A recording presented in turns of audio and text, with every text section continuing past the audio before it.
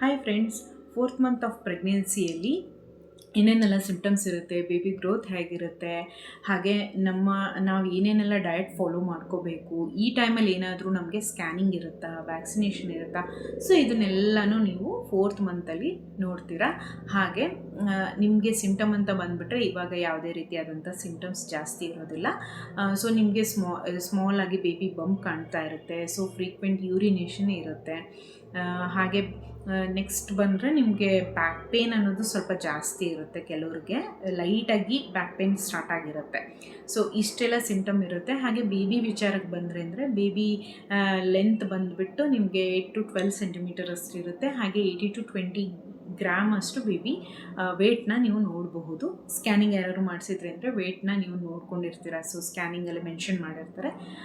So ಇಷ್ಟೆಲ್ಲ ಇರುತ್ತೆ friends. ಇನ್ನು ಡಯಟ್ ಅಂತ ವಿಚಾರಕ್ಕೆ ಬಂದ್ರಿ ಅಂದರೆ ನೀವು ಹೆಲ್ದಿಯಾಗಿರುವಂಥ ಫುಡ್ಸ್ನ ತೊಗೊಳ್ಳಿ.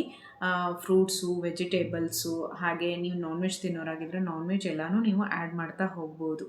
ಸೊ ಇದೇ ವಿಡಿಯೋನ ನೀವೇನಾದರೂ ಡೀಟೇಲಾಗಿ ನೋಡಬೇಕು ಅಂದರೆ ನಾನು ಇಲ್ಲಿ ಲಿಂಕ್ನ ಕೊಟ್ಟಿರ್ತೀನಿ. ಹಾಗೆ ಡಿಸ್ಕ್ರಿಪ್ಷನ್ ಬಾಕ್ಸಲ್ಲಿ ಕೂಡ ಲಿಂಕ್ ಇರುತ್ತೆ. ನೀವು ಚಾನಲ್ ಪೇಜಲ್ಲಿ ಕೂಡ 4th ಮಂತಲ್ಲಿ ಯಾವ ರೀತಿ ಎಲ್ಲ ಸಿಂಪ್ಟಮ್ಸ್ ಇರುತ್ತೆ, ನಾವು ಹೇಗೆಲ್ಲ ಕೇರ್ ತೊಗೋಬೇಕು ಅನ್ನೋದನ್ನ ನೀವು ಲಾಂಗ್ ವಿಡಿಯೋದಲ್ಲೂ ಕೂಡ ನೋಡಬಹುದು.